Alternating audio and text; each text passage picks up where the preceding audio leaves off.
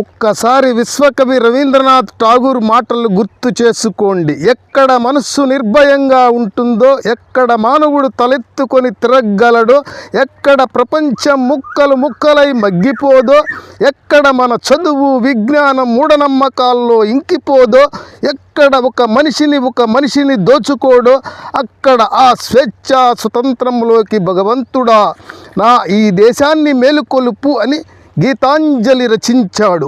ఆ ఠాగూర్ పేరు పెట్టుకున్న నేను ఆ స్వేచ్ఛా స్వర్గంలోకి నా దేశాన్ని నడిపించడానికి ఈ రక్తాంజలి వ్రాశాను. మెగాస్టార్ చిరంజీవి నటనను ఆస్వాదిద్దాం, మన భూమి అందాలను గమనిద్దాం. అతిథుల్లా సుదీర్ఘకాలం జీవించి సుందర విట్కోలు పలుకుదాం.